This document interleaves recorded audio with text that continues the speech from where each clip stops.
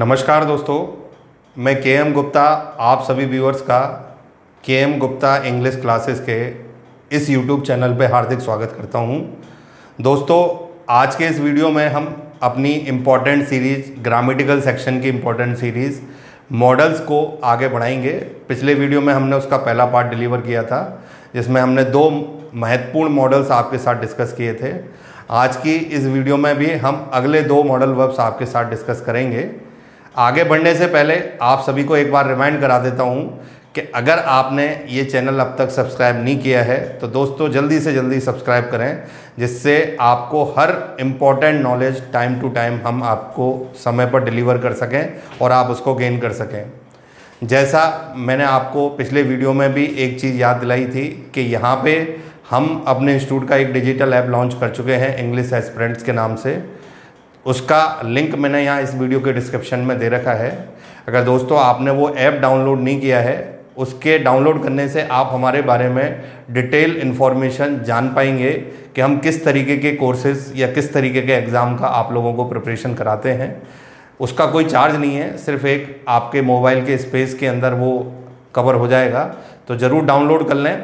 और अब जैसे आने वाले कुछ दिनों में 15 अगस्त है, आज़ादी की अपनी हम 75वीं वर्षगांठ मनाने जा रहे हैं। उसके अवसर पे हम आपको जो हमारे ऐप के कोर्सेज़ हैं उसके ऊपर एक सरप्राइज़ लेके आएंगे, जो आप उसी समय जो वीडियो हम आपके साथ डिलीवर करेंगे उसमें शेयर करेंगे आपको। तो हमारे साथ ट्यून रहिए, जिससे कि आपको वो जो सरप्राइज़ है उसके बारे में पता लगे और आप उसको अपने काम में भी ले सकें। तो दोस्तों, अब हम इस वीडियो की शुरुआत करते हैं। आज का जो ये वीडियो है वो डेडिकेटेड है the second part of modal verbs, जिसमें हम नए दो मॉडल वर्ब आपके सामने प्रेजेंट करेंगे। तो आज का हमारा पहला जो मॉडल वर्ब है वो है कैन। जैसे हमने पिछले वीडियो में दो पढ़े थे, मे और माइट, आज हम पढ़ रहे हैं कैन। कैन का हमारा पहला यूज़ है फॉर इनफॉर्मल परमिशन। जैसे बॉस और एम्प्लॉय के बीच में कोई परमिशन आती है, कोई एल्डर और यंगर के बीच में है, वहाँ फॉर्मल परमिशन होती है, जो हमने मे में पढ़ा। अगर मान लीजिए दो हम उम्र के व्यक्ति हैं या एक जैसे प्रोफाइल पे काम करने वाले हैं, दो मित्र हैं, तो वहाँ सिर्फ एक अनौपचारिक हम रिक्वेस्ट कर सकते हैं या परमिशन ले सकते हैं। उसके लिए हम कैन का यूज़ कर सकते हैं। जैसे मान लो एक फ्रेंड ने दूसरे फ्रेंड से कहा can I take your books, तो दूसरा फ्रेंड उसको कह रहा है yes you can take 2 books. उसने 2 बुक्स ले जाने की अनुमति दी। तो ये जो अनुमति मांगी गई है इसे हम इनफॉर्मल रिक्वेस्ट कहते हैं, मतलब इसमें किसी भी प्रकार की फॉर्मेलिटी नहीं आ रही है। और मैंने बताया कि ऐसे परमिशंस हम ज़्यादातर सेम एज ग्रुप में या सेम प्रोफाइल पे काम करने वाले लोगों में, या मैंने कहा दो फ्रेंड्स के बीच में, इस तरीके की परमिशन आप डिलीवर कर सकते हैं या ले सकते हैं। तो ये कैन का पहला उपयोग हो गया। अब आगे इसके बचे हुए उपयोग देखते हैं, लेट्स सी। तो दोस्तों, अब आगे बढ़ते हैं। कैन के दो अगले उपयोग मैं आपके सामने डिलीवर करने जा रहा हूँ, जिन्हें आप बड़े ध्यान से देखिए। दोनों ही बहुत बेस्ट यूज़ हैं कैन के। इंडिविजुअल यूज़ है, जहाँ पे सिर्फ यूँ मान लें कैन का ही कॉपीराइट है। अभी हमने जो यूज़ पढ़ा वो एक तरीके से अपोजिट था मे का। अब यहाँ पे हम सेकंड नंबर पे पढ़ने जा रहे हैं टू शो एबिलिटी या कैपेसिटी। आपकी शारीरिक मानसिक योग्यता क्षमता कुछ भी दिखाने के लिए पूरी अंग्रेजी में सिर्फ एक ही मॉडल वर्ब होता है, वो है कैन। इसके अलावा कोई दूसरा नहीं है। तो मैंने जैसा बताया, किसी भी प्रकार की एबिलिटी या कैपेसिटी अगर हमें दिखानी हो तो हम कैन का यूज़ करते हैं। We can say I can solve this puzzle easily. तो यहाँ पे आपकी मेंटल कैपेसिटी या आपकी क्षमता दिखाई जा रही है।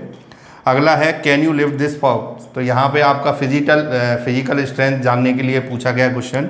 तो यहाँ पे हम यूँ मान लें कि आप कभी भी इन चीज़ों को अगर शो करें जहाँ पे आपकी फिजिकल या मेंटल कैपेसिटी या स्ट्रेंथ को जांचा गया हो, तो वहाँ पे क्वेश्चन हमेशा किसके द्वारा बनेगा? कैन के द्वारा।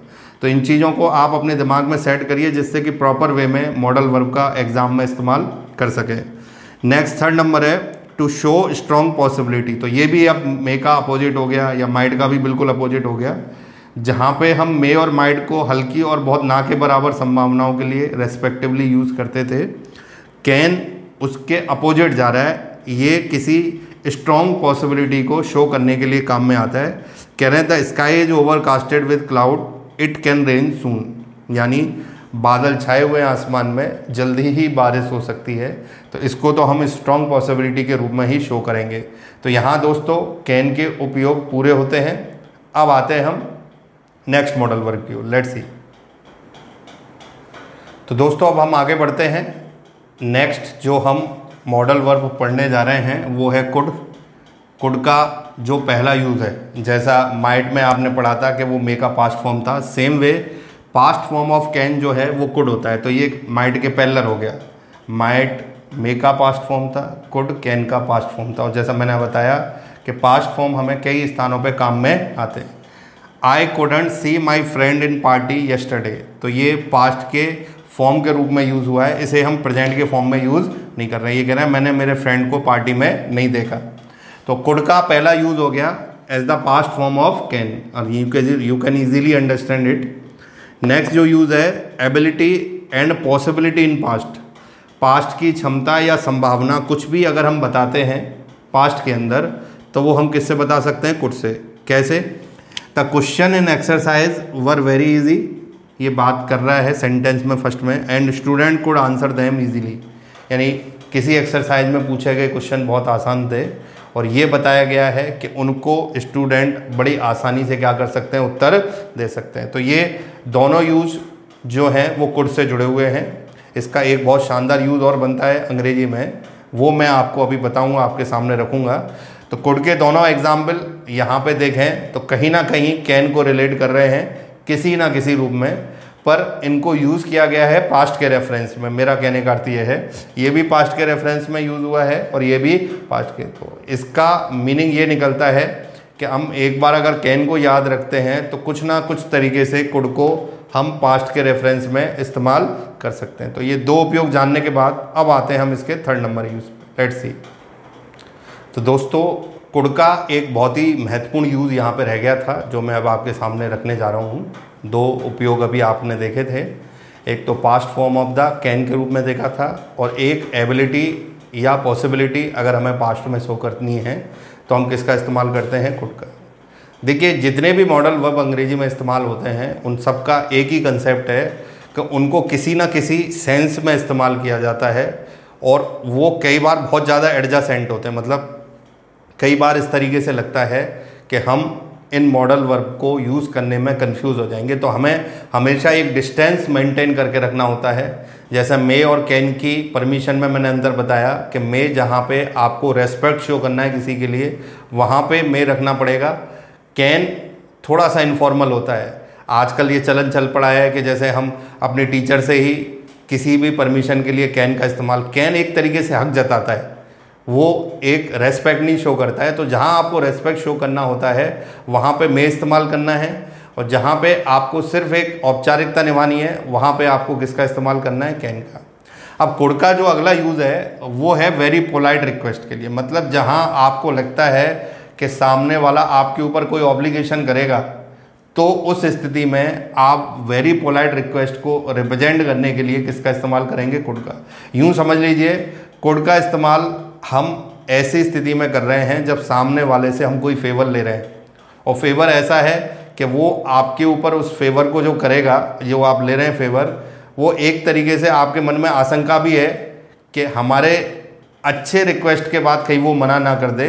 तो हम एक ऐसा रिक्वेस्ट करने जा रहे हैं जिसके बाद हम जो बात सामने वाले के आगे रख रहे हैं वो पूरी कर दे। तो इसे हम कहते हैं वेरी पोलाइट रिक्वेस्ट, यानी अपनी तरफ से हम पूरी कोशिश कर रहे हैं कि हम अपनी बात को सामने वाले से मनवा सकें। तो इसमें हम कह रहे हैं वेरी पोलाइट रिक्वेस्ट के लिए हम कुड का यूज़ कर सकते हैं। जैसे मैं कह रहा हूँ could you land me your car please. अब आप किसी से कार मांग रहे हैं तो हक से तुम नहीं मांग सकते, वो आपको दे रहा है तो मतलब एक तरीके से आपके लिए एक अच्छा फेवर है जो आप उससे मांग रहे हो और वो उसको फुलफ़िल कर रहा है। तो ऐसे में सबसे बेस्ट जो उपाय है वो कुड ही है, आपको कुड ही यूज़ करना पड़ेगा। दूसरा एग्जाम्पल इसका मैंने और रखा है आपके सामने, could you please allow me to stay here.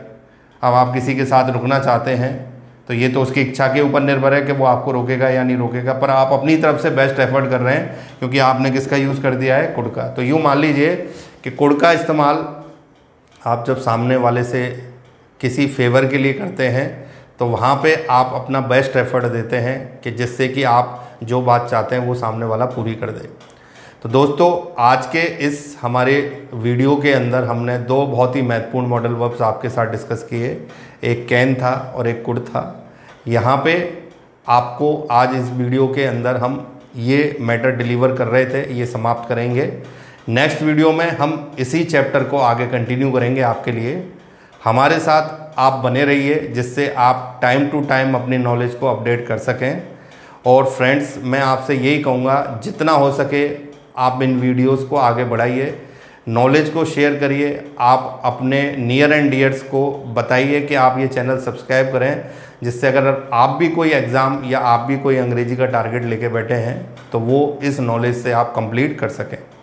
आपके अगर कोई सजेशंस हैं या आप कोई इम्प्रूवमेंट के लिए सुझाव देना चाहते हैं तो दोस्तों आप कमेंट के माध्यम से वो सुझाव ज़रूर दें।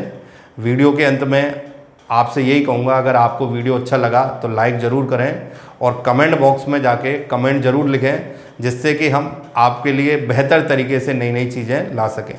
हमारे साथ जुड़े रहने के लिए आप सभी का बहुत बहुत धन्यवाद। अगले वीडियो में आपसे मिलते हैं। Thank you very much.